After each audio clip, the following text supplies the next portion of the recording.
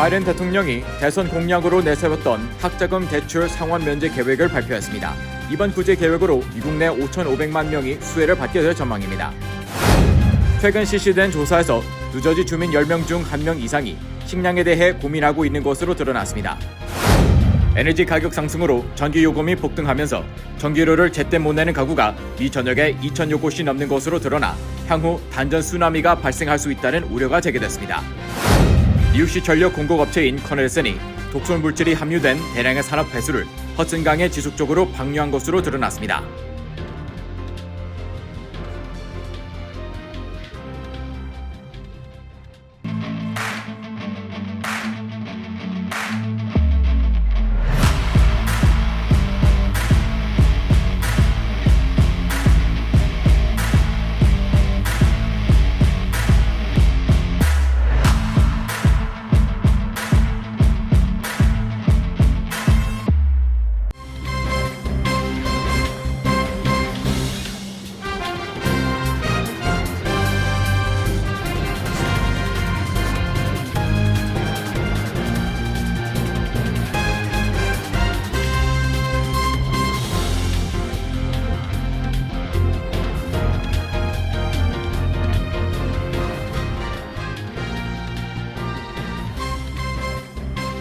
여러분 안녕하십니까?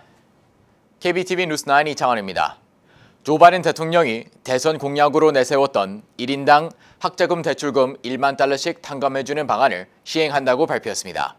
또 코로나19 팬데믹으로 시행했던 학자금 대출 상환 유예 조치 기간을 올 연말까지 연장했습니다. 첫 소식 김은지 기자가 전합니다.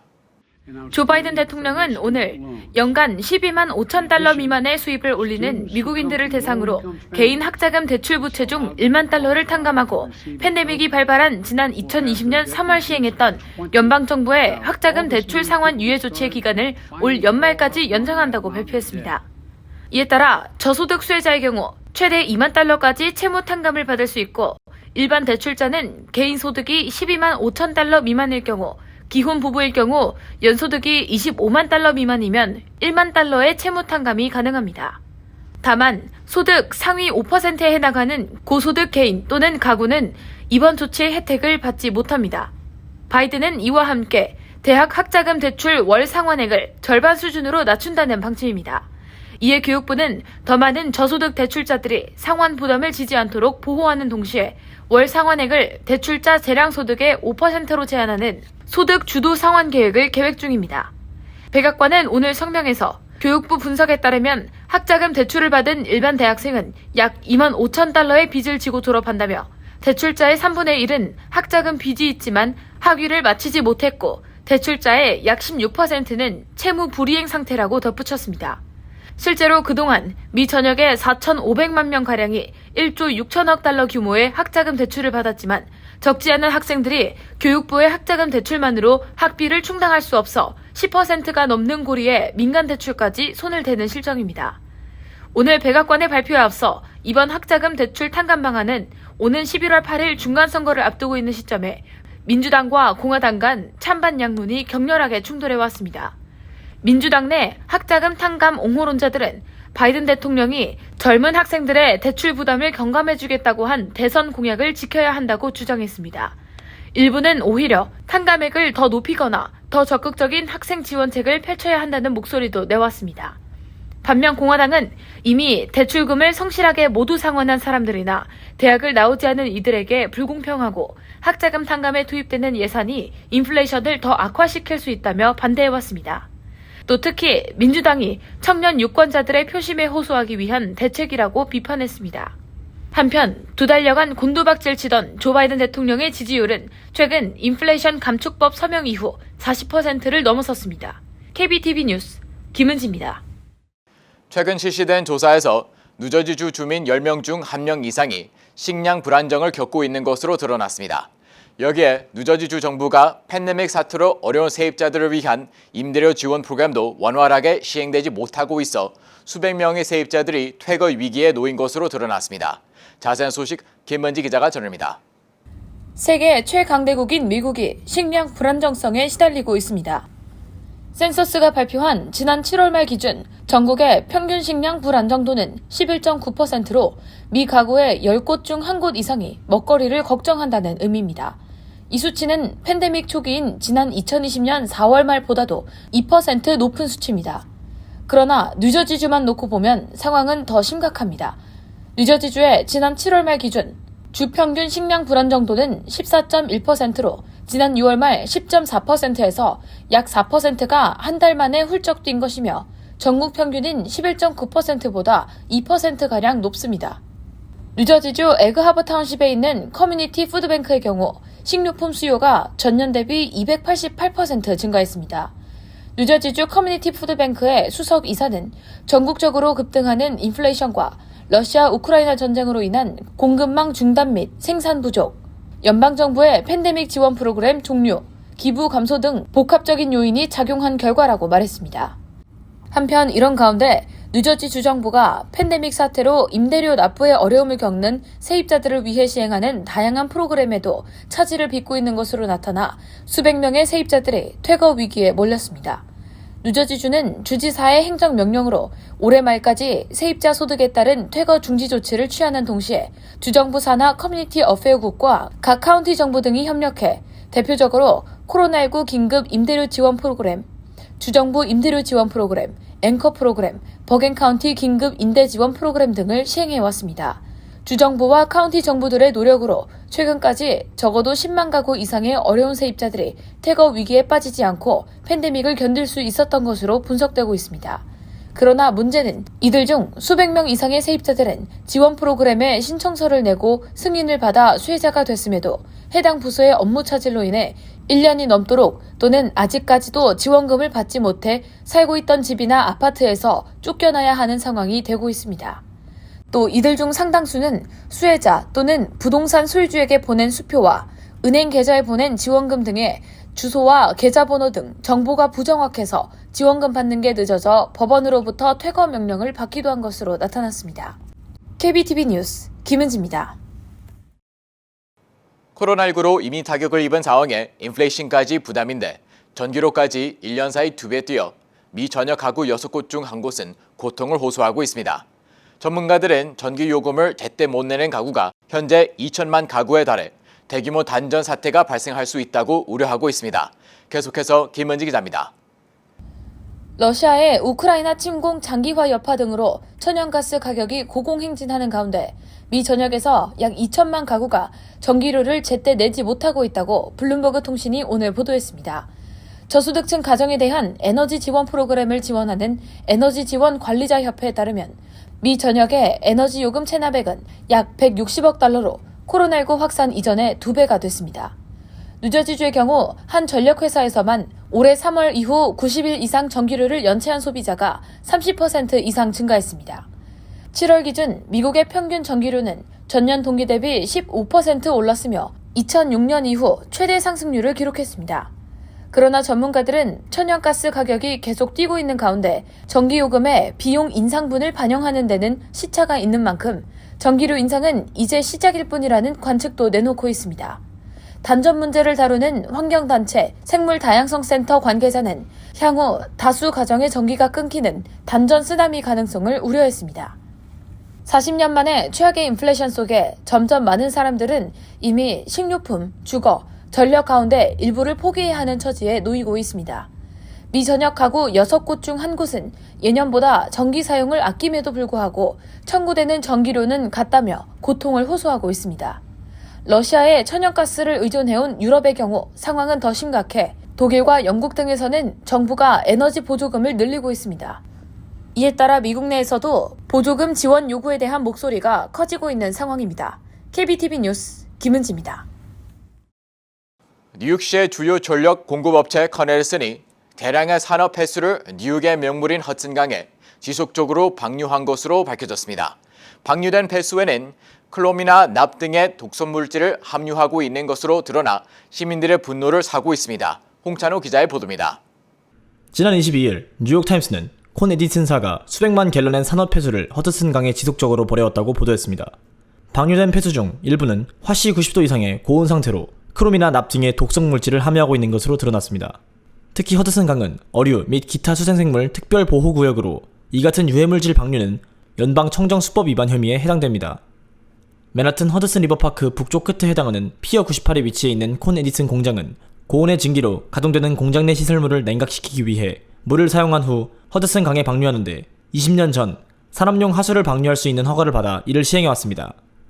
이에 대해 환경 관련 시민단체들은 뉴욕시와 허드슨 리버파크 관리 측 모두 생태계 파괴에 책임이 있다고 경고하고 나섰습니다. 콘 에디슨의 허드슨강 폐수 방류 문제는 이번이 처음이 아닙니다. 지난 2010년 뉴욕시는 폐수 방류의 책임을 물어 콘 에디슨에 벌금 100만 달러와 허드슨 리버파크 교육센터 설립 비용 400만 달러를 납부하도록 조치했습니다. 하지만 이 기금으로 짓기로 했던 교육센터는 아직까지도 계획 단계에 머물러 있는 것으로 전해졌으며 당시 합의 후에도 콘 에디슨은 이 지역에서 최소 21건 이상의 폐수 방류 관련 위반을 저지른 것으로 나타났습니다. 또 다른 문제는 허드슨 리버파크를 관리하는 주최 측이 이 같은 콘 에디슨의 하수 방류를 알고도 사실상 묵인해왔다는 사실입니다. 공원관리 자문위원을 역임한 한 인사는 공원 보호를 위해 설립된 기관이 오염을 용인하는 대신 돈을 받아왔다고 폭로했습니다. 실제로 콘 에디슨은 부두를 임대하고 공원관리 측에 연간 100만 달러를 납부한 것으로 나타났습니다. 한편 오염물질을 버려왔다는 지적에 콘 에디슨 측은 하수 방류가 일주일에 2번만 시행됐으며 독설물질이 최소화될 수 있도록 처리한 후 버렸다고 주장했습니다. 관련 단체들은 콘 에디슨과 뉴욕시 환경보전국에 대해 연방청정수법 위반 혐의로 향후 60일 내에 소송을 제기할 계획을 밝혔습니다. KBTV 뉴스 홍찬호입니다. 지난 23일 PCB뱅크가 14번째 지점인 뉴저지 팰리세이즈 파크점의 그랜드 오프닝 행사를 열고 본격적인 운영에 돌입했습니다. 이날 행사에는 이창원 뉴저지 한인회장과 폴김 펠팍시 의원 등 지역 VIP들과 PCB뱅크의 이상영 이사장, 헨리 김 행장 등 은행 관계자들이 참석해 테이프 커팅식을 거행하고 축하했습니다. PCB뱅크는 팰리세이즈 파크 지점 오픈과 함께 비즈니스의 새로운 변화와 함께하는 모든 이들의 힘이 되는 은행이 될 수 있도록 총력을 기울이겠다고 밝혔습니다. PCB뱅크는 중동부로 영업망을 확대하고 있으며 9월에는 텍사스 댈러스점과 캐롤턴점을 오픈할 예정입니다. 한편 오는 25일 PCB뱅크의 웹사이트 주소는 mypcbbank.com으로 변경됩니다. 뉴욕시 공립교 가을학기 개학이 2주 앞으로 다가왔지만 여전히 교육 예산 삭감 논란이 지속되고 있습니다. 지난 22일 시의회 교육위원회 공청회에 참석한 학부모, 교육자, 시의원들은 2022-2023 회계연도 뉴욕시 예산 속 공립교 지원 예산에서 2억 1,500만 달러를 삭감한다는 에릭 아담스 뉴욕시장과 데이비드 뱅크스 교육감의 결정에 교육의 질을 떨어뜨릴 것이라며 예산 삭감을 즉시 철회해줄 것을 촉구했습니다. 브래드 랜더 뉴욕시 감사원장도 이날 공청회에 참석해 이번 교육 예산 삭감으로 인해 시전역 1,600개 학교 중 77%가 전년도보다 더 많은 학급당 학생을 받으면서 더 적은 교육 프로그램 및 상담사를 가지고 학기를 시작할 것이라면서 뉴욕시가 사용하지 않은 연방 경기부양지원금을 활용해 교육국에 4억 6,900만 달러를 추가 투입해야 한다고 밝혔습니다. 이에 시장은 뉴욕시 예산과 관련해 앞서 뉴욕주 항소법원이 오는 29일 심리까지 교육 예산을 예정대로 집행하는 것을 허용한다고 판결한 것을 따르겠다는 입장을 밝힌 바 있습니다. 뉴욕시가 텍사스주에서 보낸 중남미 망명 신청자 약 6,000명을 수용하는데 약 3억 달러 이상을 지출할 수 있을 것으로 보인다고 22일 뉴욕포스트가 보도했습니다. 보도에 따르면 시정부는 망명 신청자 수용에 현재 약 5,800개 호텔 방을 확보할 계획인 것으로 알려졌습니다. 이 중 타임스퀘어 인근 맨해튼 미드타운 파레비뉴의 로우 NYC 호텔에 600개의 호텔 방을 활용해 이들을 수용할 계획으로 나타났는데 2021년 당시 호텔이 노숙자 수용소로 활용됐을 시절 약 2,500명의 노숙자를 수용하기 위해 뉴욕시정부와 1억 3,900만 달러의 계약을 체결했다고 전했습니다. 당시 호텔방 한 개당 하루에 147달러 67센트가 들었는데 비슷한 가격대로 5,800개 방을 1년 동안 활용할 경우 시정부 예산 3억 1,260만 달러가 소요된다는 분석입니다. 뉴욕시가 심야 시간대 주택가에 불법 주차한 상업용 차량에 대한 집중 단속을 실시하고 있습니다. 지난 23일 에릭 아담스 시장은 퀸즈 지역을 중심으로 지난 15일부터 실시하고 있는 불법 주차 트럭 집중 단속을 통해 일주일 만에 597건의 티켓을 발부했다고 밝혔습니다. 또 89대 차량의 바퀴 잠금 조치를 또 55대의 차량을 견인했다고 덧붙였습니다. 뉴욕시의 주차 규정에 따르면 트럭 등 상업용 차량들은 오후 9시부터 오전 5시 사이 심야 시간대에 뉴욕시 주택가 지역 거리에 주차할 수 없도록 명시돼 있습니다. 일반 트럭은 위반 시 65달러의 벌금을 물게 돼 있습니다. 트랙터 혹은 트레일러의 경우 첫 적발 시 265달러, 6개월 이내 재적발 시 515달러의 벌금이 부과됩니다. 시장은 이 단속을 퀸즈에서 시 전역으로 확대할 계획이라고 밝혔습니다. 잠시 후 커뮤니티 브리핑을 전해드립니다.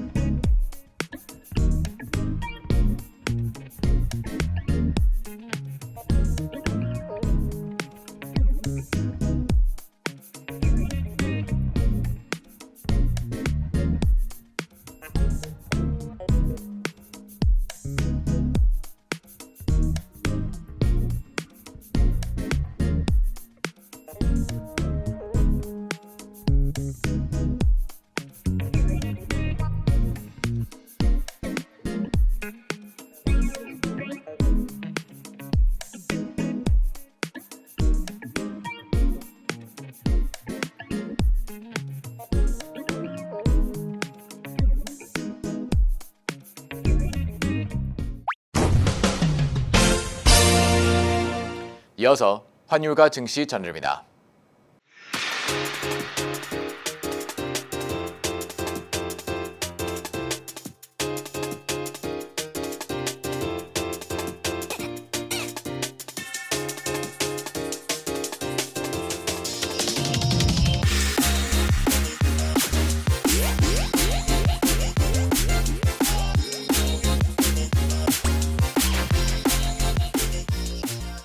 잠시 후 뉴욕과 뉴저지 날씨 전해드립니다.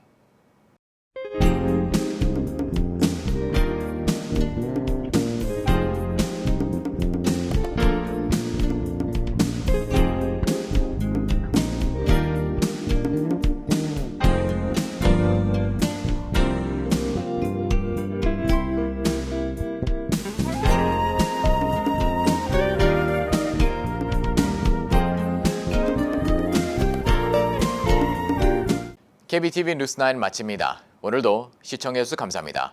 편안한 밤 보내시 바랍니다.